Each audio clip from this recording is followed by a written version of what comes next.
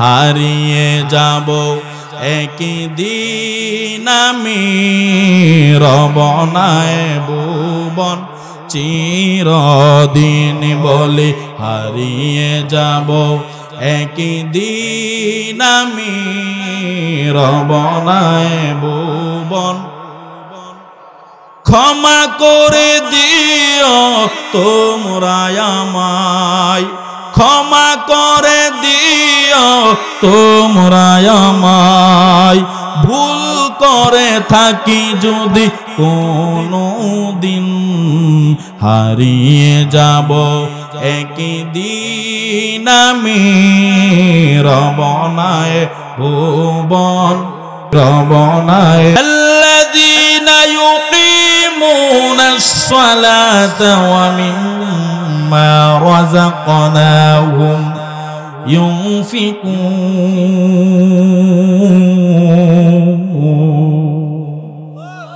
আল্লাহ তাআলা এই সূরার মধ্যে মুমিনদের গুণাবলী আলোচনা করতেছেন। কাদের? মুমিনদের গুণাবলী। মুমিন কারা? কাদেরকে মুমিন বলা হয়? মুমিনদের গুণ আল্লাহ তাআলা বর্ণনা করেছেন 5টি। কয়টি? জোরে বলেন কয়টি? 5টি গুণ। 5টি গুণ যদি আপনার আমার মধ্যে থাকে তাহলে আমি আপনি মুমিন। 5টা গুণ যদি আমার আপনার মধ্যে না থাকে আমি বলতে পারবো মুমিন, আসলে আমি মুমিন না। কথা কোন ঠিক কিনা? প্রথম নাম্বার আল্লাহ তাআলা বলেন ইন্নামাল মুমিনুনা আল্লাযীনা ইযা যুকিরাল্লাহু ওয়াজিলাত কুলুবুহুম। মুমিনদের সামনে যখন আল্লাহ তাআলার নাম নেওয়া হয় তখন মুমিনের অন্তর ভয়ে থাকে। কিসের মধ্যে থাকে? সহজে উদাহরণ দিলে বুঝে ফেলবেন। আমি যদি কোনো একটা গুনাহের কাজ করতে চাই, কোন ব্যক্তি যদি আমাকে বলে তুমি যে গুনার কাজ করতেছো পৃথিবীর যদিও কোনো মানুষ না জানে, আমার আল্লাহ তোমার দিকে তাকায় আছে, এই কথা শোনার সঙ্গে সঙ্গে যদি আমি গুনাহ থেকে ফিরে আসি, আমি যদি আমার গুনাহ বাদ দিয়ে দেই, তাহলে বুঝতে হবে আমার মধ্যে মুমিনের 1 নাম্বার আলামত আছে। আমি জিনা করতে যাইব, জিনা করার টাইমে কোন ব্যক্তি যদি আমাকে বলে কোন মানুষ তোমার জিনা দেখবে না, তোমার শরীরে শক্তি আছে, যা মনে চাই তাই তুমি করতে পারো, কিন্তু আমার আল্লাহ তোমার দিকে তাকায় আছে, এই আমার আল্লাহ তাআলার নাম শোনার সাথে সাথে যদি আমি গুনাহটা ছেড়ে দেই তাহলে আমার মধ্যে মুমিনের আলামত আছে। যেই কোনো গুনাহ করেন আল্লাহ তাআলার নাম স্মরণ হইলে, আল্লাহ তাআলার ভয় যদি আমার আপনার অন্তরে কাজ করে তাহলে বুঝতে হবে আমার মধ্যে মুমিনের আলামত আছে। গুনাহ করতেছি, নামাজ ছাড়তেছি, চুরি ডাকাতি জিনা ব্যভিচার সবকিছু করতেছি, একবারের জন্য মনে বলে না হায় রে তুই কি করতেছিস, কি করতেছিস তুই, কবরে তো একবার যেতে হবে, এই কথা একবার অন্তরে উঠে না। বুঝতে হবে আমি নামে মুসলমান, কামের মুসলমান না। কথা কোন ঠিক কিনা? ঠিক কিনা? 1 নাম্বার গুণ গেল। 2 নাম্বার গুণ আল্লাহ তাআলা বলেন ইন্নামাল মুমিনুনা আল্লাযীনা ইযা যুকিরাল্লাহু ওয়াজিলাত কুলুবুহুম ওয়া ইযা তুলিয়াত আলাইহিম আয়াতুহু যাদাতহুম ঈমান। আল্লাহ পাক রব্বুল আলামিন বলেন ওয়া ইযা তুলিয়াত আলাইহিম আয়াতুহু যাদাতহুম ঈমান। যখন তোমাদের সামনে তুলিয়াত মানে তেলাওয়াত করা হয়, যখন কোরআনে কারীম মুমিনদের সামনে তেলাওয়াত করা হয়, যাদাতহুম ঈমান, মুমিনদের কোরআন তেলাওয়াত শুনলে ঈমান বেড়ে যায়। আল্লাহু আকবার বলেন।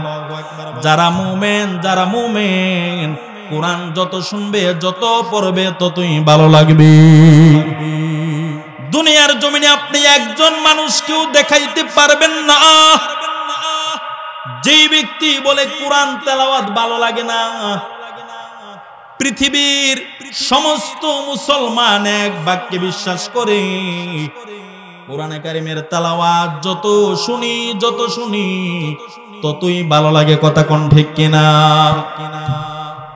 একটা গান একদিন, 2 দিন, 3 দিন, 1 মাস চলার পরে মানুষকে কিরে কলেরাটা বন্ধ করস না, আর মজা লাগে না তো, ঠিক নেই? এটা শুনতে আর ভাল লাগে না, এই কলেরাটা বন্ধ কর, আর মজা লাগতেছে না, এটা ডাইরেক্ট কর। কিন্তু দেখেন কোরআনে কারিমের কত বড় মুজিজা, কত বড় মুজিজা কোরআন। আমি আপনি সবাই 5 ওয়াক্ত নামাজে প্রত্যেক রাকাতে প্রতিদিন প্রত্যেক রাকাতে সূরা ফাতিহা পড়তেছি, ঠিক কিনা কোন?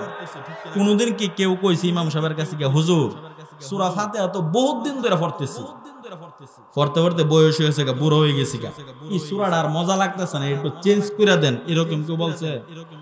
কেউ বলে নাই। কিয়ামত পর্যন্ত কেউ বলবে না। যত ধরনের কারি, যত ধরনের ওলামাই কেরাম যত সুন্দর করে পড়ে, যত পড়ে ততই মজা লাগে, যত পড়ে ততই মজা লাগে। কথা কোন ঠিক কিনা? এটা হলো মুমিনের আলামত। কোরআন শুনবেন তত ভালো লাগবে। গান শুনলে মুমিনের দিল মইরা লাগে। কি মইরা লাগা? দিল মারা যায়। এই গান কোথায় থেকে এসেছে? গান এসেছে কোরআন তেলাওয়াতের আওয়াজ বন্ধ করার জন্য। কথা কোন ঠিক কিনা? কোরআনে কারিমের আওয়াজ বন্ধ করার জন্য গান এসেছে। আল্লাহর রাসূল সাল্লাল্লাহু আলাইহি ওয়াসাল্লাম যখন কোরআন তেলাওয়াত করত, মক্কার মুশরিক বেঈমান কাফেররা তাদের মূর্তি পূজা বাদ দিয়ে রাসূলের কোরআন তেলাওয়াত শোনার জন্য চলে যাইত। কথা কোন ঠিক কিনা? যখন আবু জাহেল, আবু লাহাব, উতবা, শাইবা তারা দেখতে পেল মুহাম্মদের কোরআন তেলাওয়াত শোনার জন্য আমাদের গোত্রের লোকেরা সবাই পাগলপাড়া হয়ে গেছে, মুহাম্মদের সামনে গিয়ে ভিড় জমায়, তাদেরকে কিভাবে কোরআন তেলাওয়াত থেকে দূরে রাখা যায়, এই চিন্তার মধ্যে পড়ে গেল। সবগুলো নেতা বসে একটা মিটিং করছে। কি করছে? মিটিং করছে। মিটিং এর মধ্যে আলোচনা করছে, আর মুহাম্মদের কোরআন তেলাওয়াত যাওয়া যাইব না। তোমরা বেদিন হয়ে মুহাম্মদের ইসলাম গ্রহণ করো নাই, তোমরা আমাদের হয়ে কেন আমাদের শত্রু মুহাম্মদ জাদুগির, নাউজুবিল্লাহ বলেন, মুহাম্মদের কাছে তোমরা কেন যাইবা? তোমরা ওইখানে যেতে পারবা না। এই আইন কইরা দিছে। ফাঁকি দিয়া নজর বিন হারেস সে বলতেছে কোনো অসুবিধা নাই, মুহাম্মদের কোরআন তেলাওয়াত যাওয়ার কোনো দরকার নাই, আমি শাম দেশ থেকে নর্তকী আনবো, এই নর্তকী এনে নর্তকীরা গান গাইবে, ড্যান্স করবে, তোমরা মুহাম্মদের কোরআন তেলাওয়াতে যাওয়ার কোনো প্রয়োজন নাই, তোমরা আমার নর্তকীদের গান শুনবে, মহিলাদের গান শুনবে, তোমরা মুহাম্মদের কোরআন তেলাওয়াতে যেতে পারবে না। এই কথা বলে নজর বিন হারেস নর্তকীদেরকে ভাড়া করে আনলো। নর্তকীরা গান গায়, আর বেঈমান কাফের মুশরিকেরা কোরআন তেলাওয়াত বাদ দিয়া গানের আসরে বসে থাকে। এ থেকে আমি বলতে পারি যে এই ধরনের মুসলমান বাংলার জমিনে বিভিন্ন আনাচে কানাচে দেখা যায়, উরুস মাহফিল নাম দিয়ে গানের আয়োজন করে। কথা কোন ঠিক কিনা? আমি স্পষ্ট ভাষায় বলতে চাই, যারা এই ধরনের গানের আসর বসায় তারা নজর বিন হারেসের উত্তরসূরি। কথা কোন ঠিক কিনা?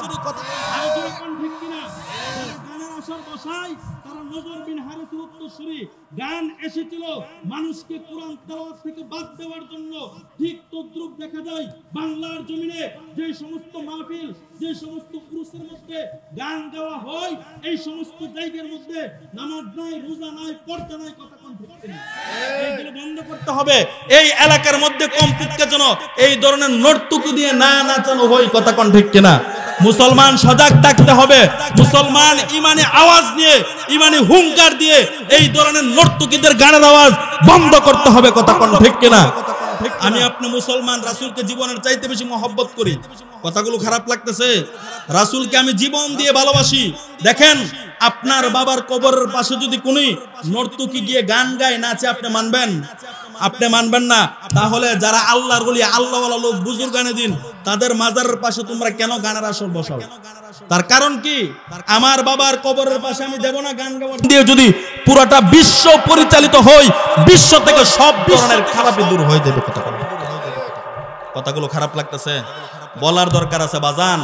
জীবনে অনেক ওয়াজ শুনতেছেন, পুরাটা জিন্দেগি ভর অনেক ওয়াজ শুনছেন। দেখেন না একদল লোক ওয়াজ করে, ওয়াজ করার আগে দেখবেন 15টা 20টা গান মুখস্থ করে। কি মুখস্থ করে? গান মুখস্থ করে। আচ্ছা বাজান, আপনাদের পায়ের নিচে হাত রেখে বলুন, এটা হলো কোরআনের মাহফিল, তাফসিরের মাহফিল, রাসূলের হাদিস শুনাইবেন, সাহাবায়ে কেরামদের ঘটনা শুনাইবেন, কোরআন থেকে কথা বলবেন। তো এখানে কেন নর্তকীদের গান গাওয়া হলো? আছে না নাই? অনেক জায়গার মধ্যে আছে, দেখবেন এদের কোরআন তেলাওয়াত শুদ্ধ না। কোরআন শরীফ ধরায় দেন পর হ্যাঁ দেখবেন সূরা ফাতিহা পড়তে গিয়ে 20টা ভুল করব, কথা কোন ঠিক কিনা? কিন্তু স্টেজে উঠতে একটা টান মারবো, গানও টান মারে, কি এর মধ্যে টান মারে? এই গানের মধ্যে কি আছে? নর্তকীদের গান যে স্টেজের মধ্যে গা, তুমি ডিয়েনো গাও, তোমার যদি তুই যদি ভালো থাকে, ভালো লাগে, তুমি কি এনো গিয়া গাও, ভালো করে গাও, সারাদিন গাও, কোনো অসুবিধা নাই, কথা কোন ঠিক কিনা? সম্মানিত উপস্থিতি, মুমিনের 2 নাম্বার গুণ আল্লাহ তাআলা বলেন, মুমিন কোরআন তেলাওয়াত শুনলে তার ঈমান বৃদ্ধি পাবে। কি বৃদ্ধি পাবে? ঈমান বেড়ে যাবে।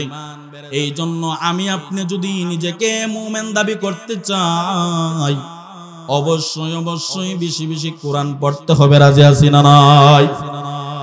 আগেকার জামানায় আমরা ছোটবেলা দেখেছি, মা বোনেরা ফজরের নামাজ আদায় করিয়া আগে কোরআনে কারিম নিয়ে বসতো, ঠিক কিনা কোন? কোরআন পড়তো, সূরা বাকারা, সূরা ইয়াসিন, সূরা আর রহমান, সূরা মুলক তেলাওয়াত করতো, কথা কোন ঠিক কিনা? কিন্তু বর্তমান জামানায় দেখা যায় কোরআন তেলাওয়াতের কোনো খবর নাই। এমন এক গজবের ধ্বংস এসে গেছে, যেই ধ্বংস মোবাইল 24টা ঘন্টা শুধু মোবাইল আর মোবাইল, কথা কোন ঠিক কিনা? সন্তান খাবার খায় না, মোবাইলে গান চালায়া দিছে। আপনার স্ত্রী গর্ভবতী, কোনো কাজ করতে পারবে না, ডাক্তার বইলা দিছে বেড রেস্ট। কি রেস্ট? বেড রেস্টের কথা বলছে। আপনার স্ত্রীর সময় কিভাবে কাটাইবে, সময় কাটাইবার জন্য একটা মোবাইল লইছে। কি লইছে? সারাদিন ফেসবুক, ইউটিউব, মেসেঞ্জার, কথা কোন ঠিক কিনা? এই মহিলা সারাদিন মোবাইল দেখতে দেখতে, এই মহিলার গর্ভ থেকে যখন সন্তান আসে, এই সন্তান মোবাইল ছাড়া খাবার খায় না, কথা কোন ঠিক কিনা?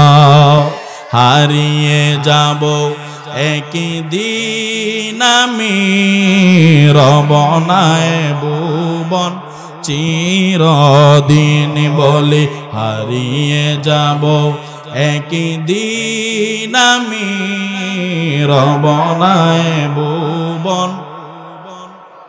ক্ষমা করে দিও তোমরা আমায়, ক্ষমা করে দিও তোমরা আমায়, ভুল করে থাকি যদি কোনো দিন, হারিয়ে যাব একদিন আমি, রবনায় ভুবন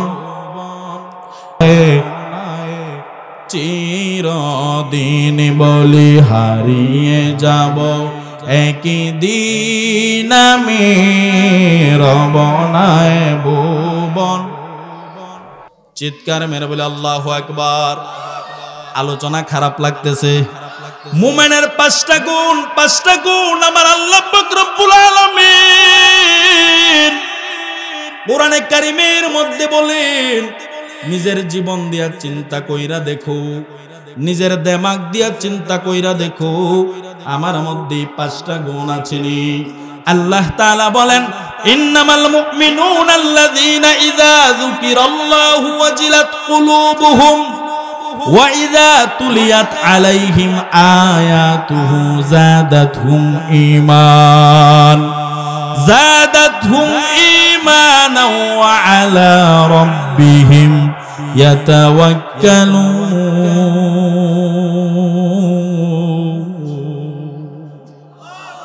আল্লাহ তাআলা বলেন, মুমিনের 3 নাম্বার গুণ হলো আল্লাহ তাআলার প্রতি ভরসা রাখে। কার প্রতি? যেই ব্যক্তি মুমিন, এই ব্যক্তি কোনোদিন কোনো মানুষের প্রতি ভরসা করতে পারে না। মুমিন দাবি করলে একমাত্র আমার আল্লাহ তাআলার প্রতি ভরসা করতে হবে, কথা কোন ঠিক কিনা? নামাজের মধ্যে, প্রতিদিন নামাজের মধ্যে দাঁড়ায়া আমি আপনি তেলাওয়াত করি ইয়াকা না'বুদু ওয়া ইয়াকা নাস্তাঈন, কথা কোন ঠিক কিনা? প্রতিদিন পড়তেছি। ইয়াকা না'বুদু অর্থ কি জানি না, ওয়া ইয়াকা নাস্তাঈন এটার অর্থ জানি না। এখন জেনে নেন, বুঝে নেন, ইয়াকা না'বুদু মালিক একমাত্র আপনারও ইবাদত করতেছি, ওয়া ইয়াকা নাস্তাঈন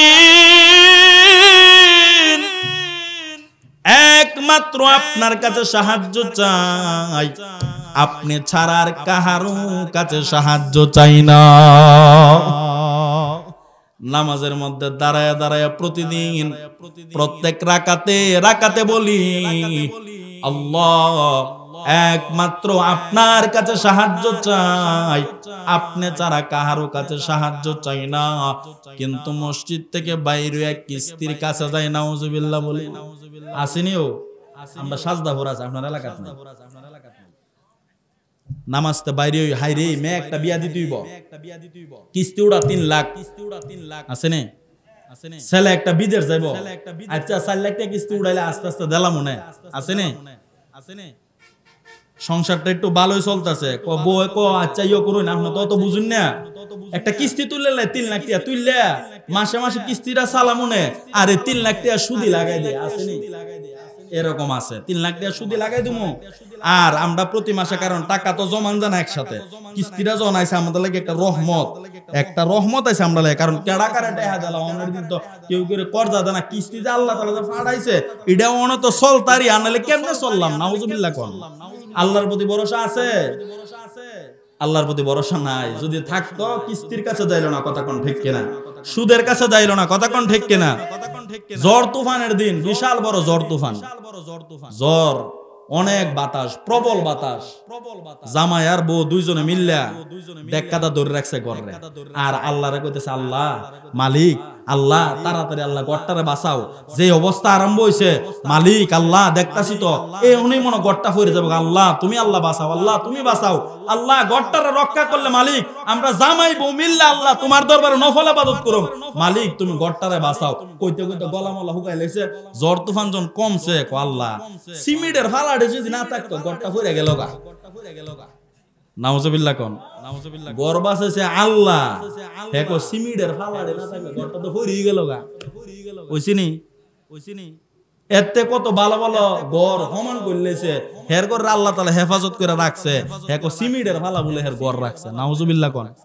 আল্লাহ তাআলার প্রতি ভরসা হইলো, হে যদি কত না আলহামদুলিল্লাহ, আল্লাহ তাআলা শুকরিয়া, আল্লাহ তাআলা আল্লাহ আপনার বান্দাকে আপনি রক্ষা করছেন, আল্লাহ তাআলা খুশি হয়ে গেল। ঠিক নিও তো জ্বর থেকে বাইচ্চা হইতে কুফরি করা আরম্ভ করে দিছ, তুফানটাতে বাইচ্চা সাইরে কইতাছ যদি ফালাড়ি না থাকতো আজ সব বনাস আমরা জামাই বুঝেমনে ধরছি, যদি বালা করে না ধরতাম কোন বালা করে সমান হয়ে গেল। ঠিক কিনা কোন। তো আল্লাহ তাআলার প্রতি ভরসা রাখতে হবে। কার প্রতি? একমাত্র আল্লাহ তাআলার প্রতি। মুমিন কার প্রতি ভরসা রাখে? আল্লাহ তাআলার একজন প্রিয় বান্দা ছিল, যার নাম ছিল জুন্নুন মিসরি রাহমাতুল্লাহি আলাইহি। খারাপ লাগতাছে বাজান? চলবো তো কিছুক্ষণ। তো জুন্নুন মিসরি রাহমাতুল্লাহি আলাইহি ওনার ঘরের মধ্যে কোনো খাবার নাই, কি নাই? খাবার নাই।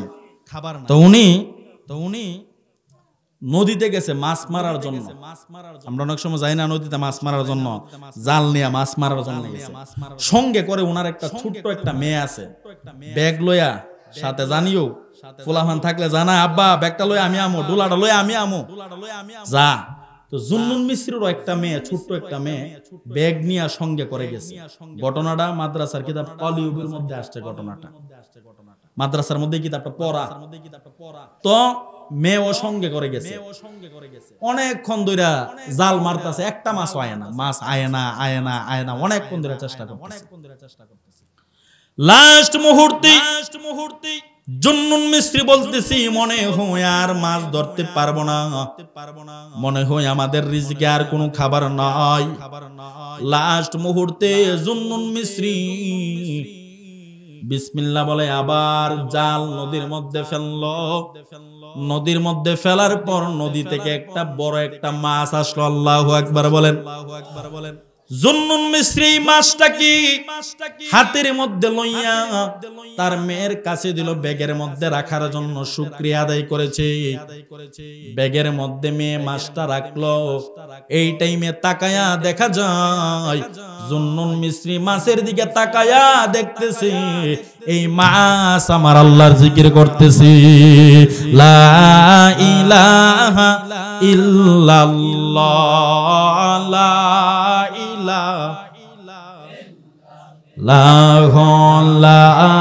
ইলাহা ইল্লাল্লাহ, লা ইলাহা।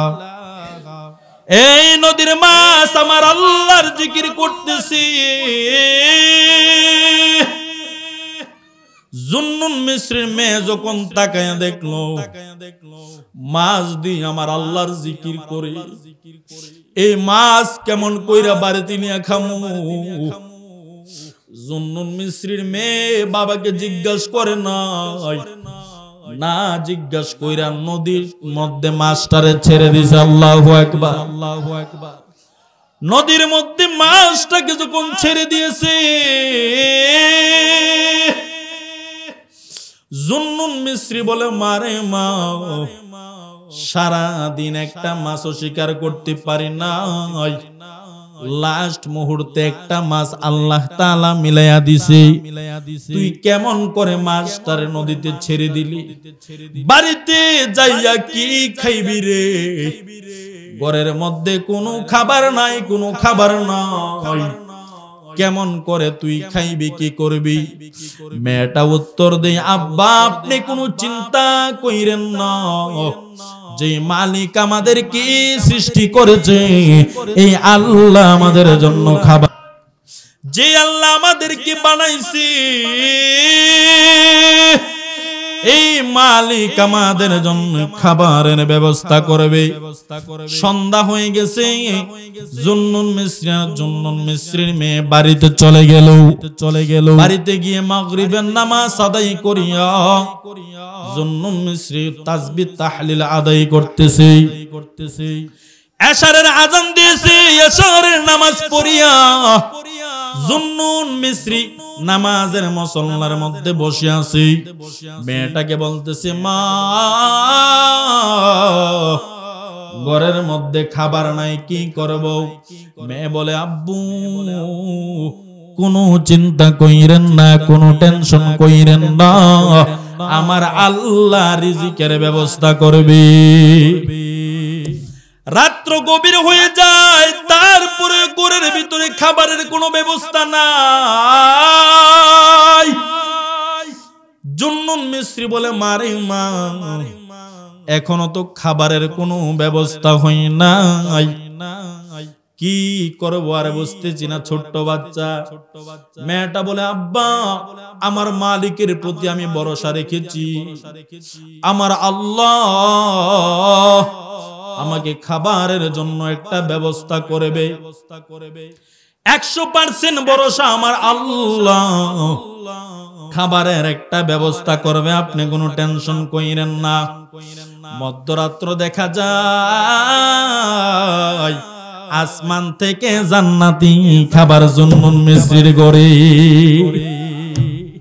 জুন্নুন মিসরির ঘরের মধ্যে জান্নাতি খাবার। চা খায় না, জুন্নুন মিসরির ঘরের মধ্যে জান্নাতি খাবার এসেছে, কত আরামের সঙ্গে খাবার খায়।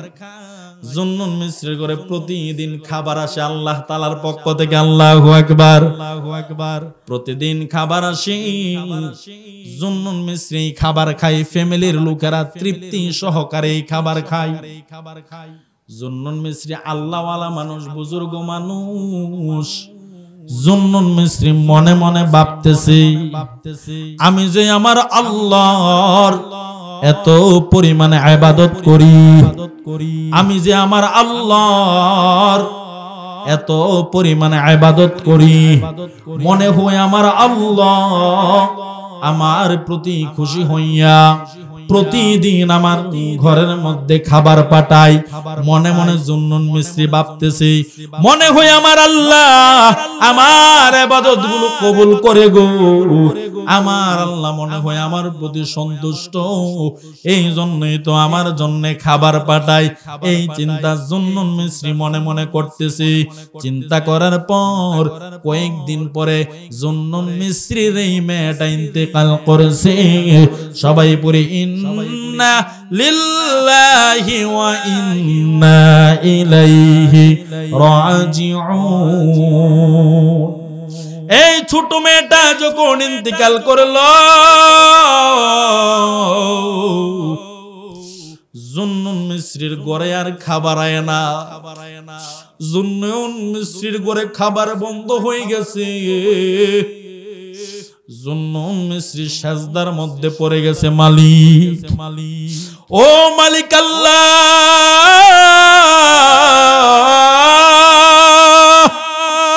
দীর্ঘ 12টা বছর খাওয়াইলাম, দীর্ঘ 12 বছর তোমার নিয়ামত খাইলাম, আমার মেয়েটা মারা যাইবার পর থেকে কেন খাবার বন্ধ হয়ে গেছে জানি না।